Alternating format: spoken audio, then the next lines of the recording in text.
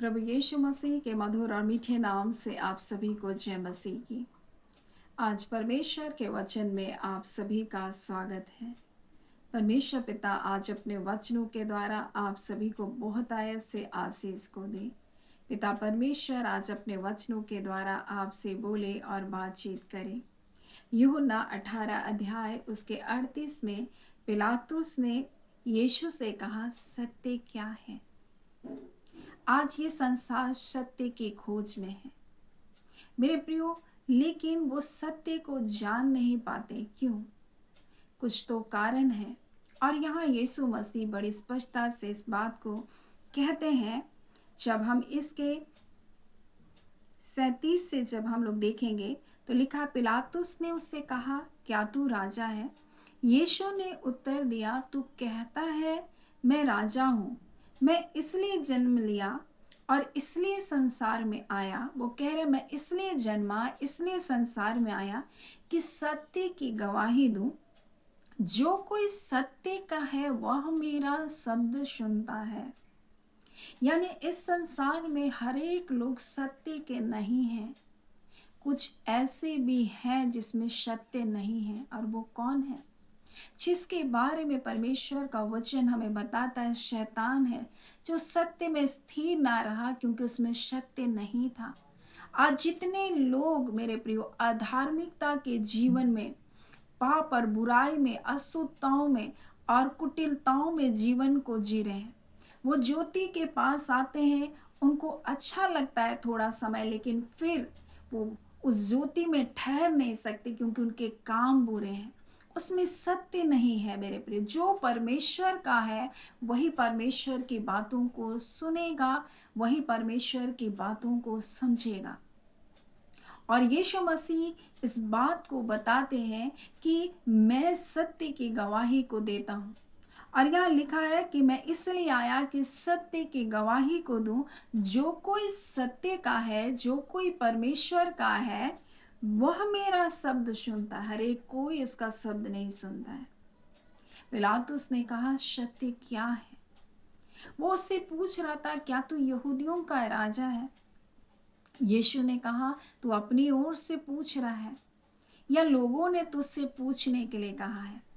कई बार हम सत्य को जानना नहीं चाहते हैं।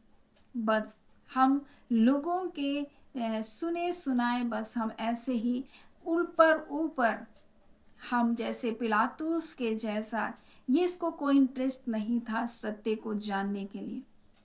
ये तो बस न्याय के सिंहासन में था, अपना काम कर रहा था और बस उसको अपना काम पूरा करना था। उसको सत्य को जानने से कोई मतलब नहीं था। वो तो उन लोगों को खुश करना चाह रहा था, यहूदियों को। यहाँ पर जब हम देखते हैं तो यीशु ने उत्तर दिया, क्या तू यह बात अपनी ओर से कह रहा है या दूसरे ने मेरे विषय में तुझसे कहा? पिलातुस ने उससे कहा, क्या मैं यहूदी हूँ? क्या तेरे ही यहूदी लोगों ने तुझे मेरे हाथों में नहीं कर दिया? तब यीशु उससे कहता, मेरा राज्य इस संसार का नहीं है। अगर होता तो वो यहूदियों के हाथ में मुझे जाने नहीं देते, परंतु मुझको उनके हाथ से छुड़ाने के लिए मेरे सेवक लड़ते। परंतु मेरे सेवक लड़ाई नहीं कर रहे, कोई मार काट नहीं कर रहे। क्यों? क्योंकि मेरा राज्य संसार का नहीं। मैं संसार में राजा बनने के लिए नहीं आया हूं। मैं यहाँ की गद्दी के लिए नहीं आया हूं। मैं यहाँ का शासन के लिए नहीं आया हूं। यीशु मसीह इसलिए आए कि हर एक मनुष्य सत्य को जाने और उनका उद्धार हो। वो जाने कि यीशु मसीह संसार में क्यों आए। वो सत्य की गवाही को देने आए मेरे प्रियो। और इसलिए जब हम पहला तीमुथियुस उसके दूसरे अध्याय और उसके 4 को पढ़ते हैं तो लिखा, मैं चाहता हूँ कि सब मनुष्य का उद्धार हो। परमेश्वर की ये इच्छा है कि हर एक मनुष्य का उद्धार हो और वो सत्य को भली भांति अच्छी रीति से जांच परख कर, ठोक बजाकर जान ले कि यीशु ही मार्ग है, यीशु ही सत्य है और यीशु ही जीवन है। वही है जो संसार में आया और मनुष्य की छुड़ौती के लिए अपने प्राण को बलिदान को दिया। और परमेश्वर की इच्छा है कि वो सत्य को भली भांति जाने, जिससे वो उद्धार को प्राप्त करे, सत्य को स्वीकार करे और उनका उद्धार हो। और इसीलिए यीशु मसीह आया। आज कई बार लोग कहते हैं हमें सत्य को जानना है, लेकिन सत्य को जानने में कोई भी रुचि नहीं होता। बस ऐसे ही वो ऊपर ऊपर उथले उथले प्रभु के पास आते हैं, परंतु कभी भी उसकी वास्तविकता को नहीं जानते। वो कभी भी स्वयं से परमेश्वर को जानने का प्रयत्न नहीं करते। और यहाँ पर इस प्रकार से लिखा है कि मैं यह चाहता हूं कि सब मनुष्य का उद्धार हो और वे सत्य को भली भांति पहचान ले, क्योंकि परमेश्वर एक ही है। परमेश्वर हजारों नहीं हो सकता है। परमेश्वर एक ही है, एक ही परमेश्वर है। और इस प्रकार से लिखा है, परमेश्वर और मनुष्य के बीच में एक ही बिछवाई है। और यही बात यीशु मसीह कहते हैं, मैं ही मार्ग हूँ, मैं ही सत्य हूँ और मैं ही जीवन हूँ। जब आप यूहन्ना 14:6 को पढ़ेंगे तो यीशु कहते हैं, मार्ग और सत्य और जीवन मैं ही हूँ, बिना मेरे द्वारा तुम पिता के पास नहीं जा सकते हो, और पिता और मनुष्य के बीच में एक ही बिछवाई है।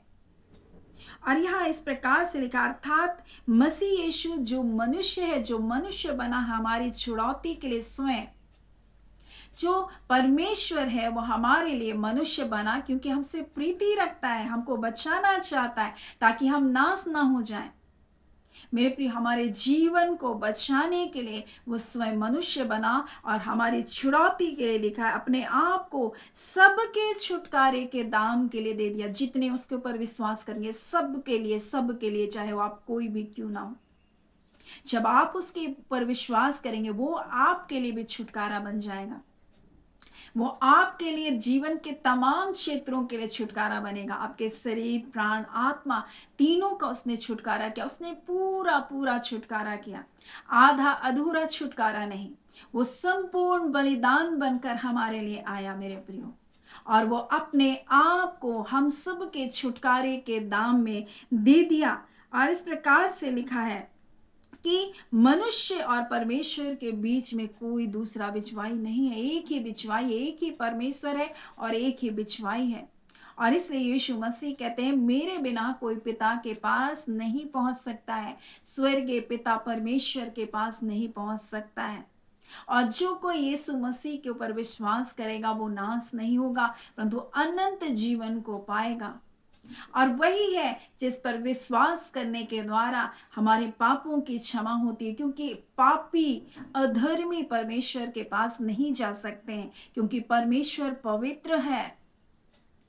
परमेश्वर को कभी किसी ने नहीं देखा, परंतु परमेश्वर का वचन इस प्रकार से यूहन्ना 1 अध्याय में लिखा हुआ है कि उसने, परमेश्वर कैसा उसको प्रकट किया, परमेश्वर की स्वरूपता कैसा है, परमेश्वर कैसे दयालु है, परमेश्वर कैसे अनुग्रहकारी है, परमेश्वर कैसा कृपालु है, परमेश्वर कैसा महान है, इस बात को प्रकट किया। इस संसार में आकर उसने बताया, जो मारने वाला और जिलाने वाला तो वही है, वही जिसने बनाया, वही बनाने वाला परमेश्वर है, जो सृष्टि करता है, जो हमारे शरीर के अंदरूनी हर एक भाग को जानता है। उसको पता है, जैसे हमें संसार में अगर हम किसी चीज का आविष्कार किए हैं तो हमको पता है कहाँ किसकी खराबी आ सकती है, वैसे परमेश्वर हमारे जीवन में जब कभी गड़बड़ी होती है वही ठीक करने वाला है। इसलिए उसका वचन कहता है, वो अपने वचन को भेज करके चंगा करता है। और इसलिए जब हम यूहन्ना 17 को पढ़ते हैं तो सत्य के द्वारा उन्हें पवित्र कर, तेरा सब वचन सत्य है। मेरे प्रिय, उसका सब वचन, परमेश्वर का वचन सत्य है। और यीशु मसीह स्वयं कहते हैं कि मैं ही मार्ग हूं, मैं ही सत्य हूं, मैं ही जीवन हूं, और सत्य को तुम जानोगे तो सत्य तुमको स्वतंत्र करेगा, सत्य तुमको आजाद करेगा। और यूहन्ना में इस प्रकार से उसका वचन लिखा हुआ है। जब हम देखते हैं यूहन्ना 8 में तो इस प्रकार से लिखा हुआ है, उसके 32 में, सत्य को जानोगे और सत्य तुमको क्या करेगा, स्वतंत्र करेगा। उसका वचन क्या है, तेरा वचन सत्य है लिखा है। और यीशु मसीह वही है जो वचन देधारी होकर इस संसार में आया। आज उसको जानने के द्वारा मेरे प्रियो हमारे जीवन में वो जय, वो छुटकारा है। हमने उद्धार को पाया है। और इस संसार में जो सत्य का इनकार करते हैं वो कौन लोग हैं मेरे प्रियो? जो परमेश्वर को जानना भी नहीं चाहते। और वो इसलिए नहीं जानना चाहते क्योंकि वो परमेश्वर के नहीं है, वे सत्य के नहीं है। और इसलिए रोमी 1 उसके 18 में लिखा है, परमेश्वर का क्रोध तो उन लोगों के सब अभक्ति और अधर्म पर स्वर्ग से प्रकट होता है जो सत्य को अधर्म के द्वारा दबाए रखते हैं। वे विवादी हैं और सत्य को नहीं मानते वरन अधर्म को मानते, उन पर क्रोध और कोप है। वो सत्य को नहीं मानते। क्यों नहीं मानते? क्योंकि वो विवादी हैं।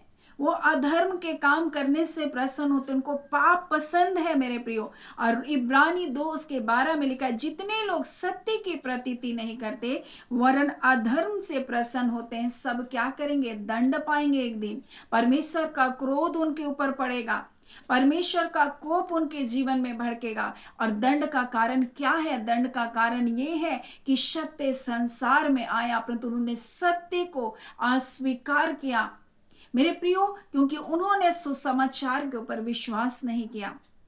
और इसलिए परमेश्वर चाहता है कि हर एक मनुष्य का उद्धार हो और वो सत्य को भली भांति जान ले कि एक ही परमेश्वर है और मनुष्य और परमेश्वर के बीच में एक ही बिचवाई है, जिसने अपने आप को सबके छुटकारे के दाम के रूप में यीशु मसीह ने अपने आप को दे दिया।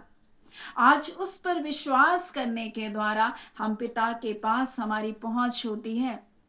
उसी की धार्मिकता में होकर, उसी की पवित्रताई में होकर मेरे प्रियो हमारे जीवन को परमेश्वर स्वीकार करता है मेरे प्रियो, क्योंकि हम सब ने पाप किया और परमेश्वर की महिमा से हम रहित हो गए थे, परंतु उसके पुत्र के द्वारा मेरे प्रियो हम सेंत में धर्मी ठहराए गए हैं। आज परमेश्वर चाहता है कि हम सत्य को भली भांति जाने और सत्य को जानने के द्वारा कि उसने हमारा पूरा छुटकारा किया, संपूर्ण छुटकारा किया, हर प्रकार के बंधनों से हमको आजाद किया है। जब संपूर्ण छुटकारा हो गया मेरे प्रियो, तो हमारे जीवन में कोई भी बंधन बंधुआई काम नहीं कर सकती है। और इसलिए उसका वचन कहता है, यूहन्ना 8 उसके 36 में लिखा है, इसलिए यदि पुत्र तुम्हें स्वतंत्र करे तो तुम सचमुच स्वतंत्र होगे। मेरे प्रियो, पुत्र को जानने के द्वारा हम इस बात को जानते हैं कि हम भी अब पुत्र हैं, हम भी परमेश्वर के संतान हैं।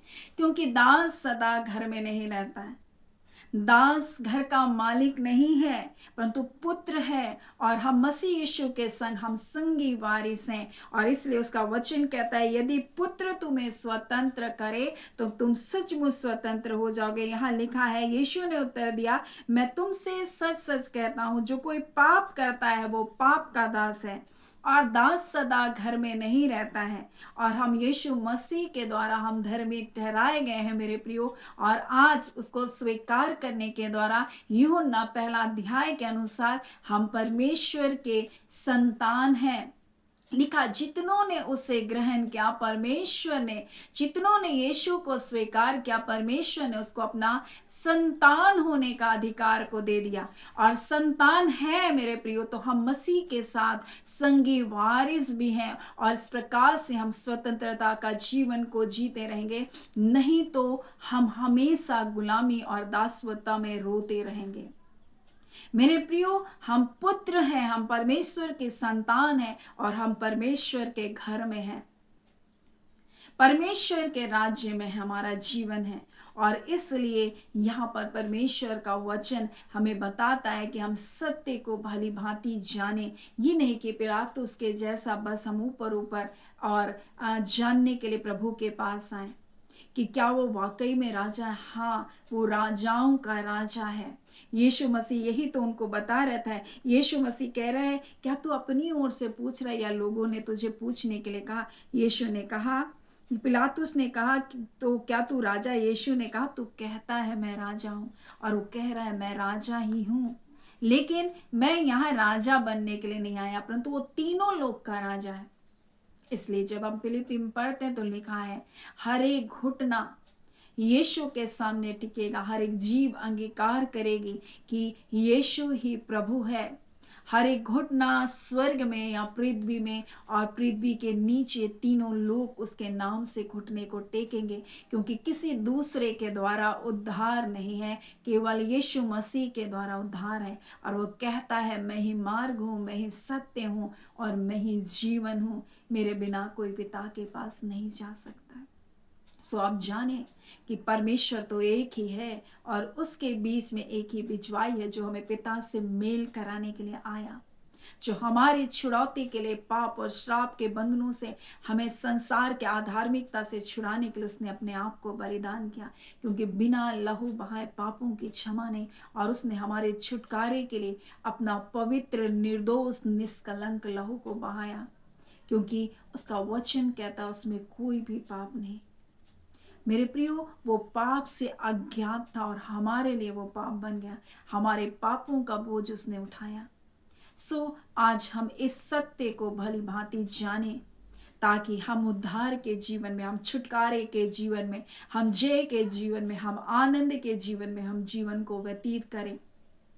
नहीं तो हम हमेशा सत्य को ना जानने के कारण हम दुखी, निराश, हताश और इस संसार में पापपूर्ण जीवन में फंसे रहेंगे, और अंततः हमारा अंत वो नरक ना हो।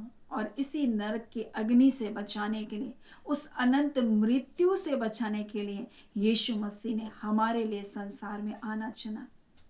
सो परमेश्वर पिता इस वचन के द्वारा आप सभी के जीवन को बहुत ऐसे आशीष को दे। आमीन। आइए हम प्रार्थना करेंगे। धन्यवाद देते हैं जीवते सच्चे सामर्थ्य पिता परमेश्वर, प्रभु यीशु के नाम से अब आपके पास आते हैं।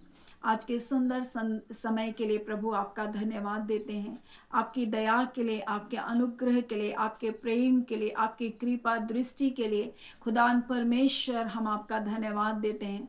आप अपने धर्म में दाहिने हाथ से अपने लोगों को संभाले रखे हैं। आप अपने लोगों को ठोकर खाने से प्रभु जी, अपने बच्चों को आंसू बहाने से परमेश्वर पिता, अपने लोगों को परमेश्वर प्रभु जी लज्जित होने से आप बचाने वाले परमेश्वर हैं पिता। आज हो सकता है संसार में कई प्रकार का विरोध का सामना आपके लोग कर रहे हैं, परंतु प्रभु आपका वचन कहता है प्रभु जी, आप हमारे विरोधियों के सामने, हमारे सताने वालों के सामने मेज लगाने वाले परमेश्वर हैं। और आपका एक एक वचन सत्य है रिवा शानदार रबा। और आपने जब कहा मैं तेरे शत्रु के आगे तेरे लिए मेज लगाऊंगा प्रभु, तो निश्चय ये वचन प्रभु जी आपने पूरा किया है प्रभु, क्योंकि ये वचन परमेश्वर हाँ और उसके साथ आमीन है प्रभु जी। और ये बातें तेरे लोगों के लिए इस घड़ी हो चुकी है प्रभु। और जब हम इस वचन के ऊपर विश्वास करते हैं परमेश्वर पिता, ये बातें इनके जीवन में आने वाले दिनों में दिखाई भी देने जा रही है, क्योंकि आपका एक एक वचन सत्य है परमेश्वर। और आपने कहा मैं तेरे शत्रु के आगे तेरे लिए मेज लगाऊंगा।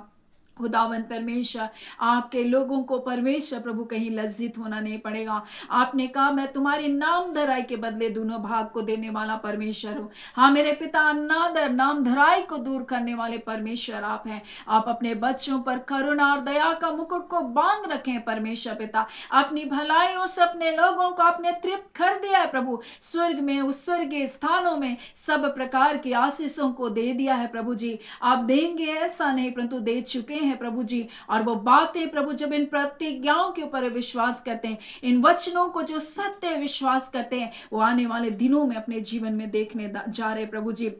ओ मेरे पिता, कोई बीमारी आपके बच्चों का भाग नहीं है, परंतु आपका वचन कहता है यहोवा परमेश्वर मेरा भाग है। और जब प्रभु आपका सत्य का आत्मा हमारे अंदर है, वो सत्य जो संसार को निरुत्तर करता है, उन बीमारियों को निरुत्तर कर रहा है रिवा शानदार, जो पिता सिम्टम से परमेश्वर को निरुत्तर कर रहा है, वो खत्म किया जा रहा है यीशु के नाम से। क्योंकि प्रभु रिखांदोरियाबा शिखीरियस्तोनुरबा, आपका एक एक वचन सत्य है परमेश्वर। आप सत्य की आत्मा के द्वारा प्रभु जी अपने लोगों का अगुवाई कीजिए। और शैतान जो झूठा है प्रभु, हत्यारा है परमेश्वर पिता, हाँ पिता, जिसमें सत्य नहीं रहता परमेश्वर पिता, आज पिता उसके सारे झूठ प्रभु जी आपके लोगों से उखाड़े जाए, उनके आपके लोगों के जिंदगियों से उखाड़े जाए, उनके भविष्य पर परमेश्वर जो पिता कटीली वो पिता बीजों को डाल रखा है प्रभु जी, वो सारे पिता वो रिखांदोरिया सारे दुष्ट के कार्य प्रभु नष्ट होने पाए।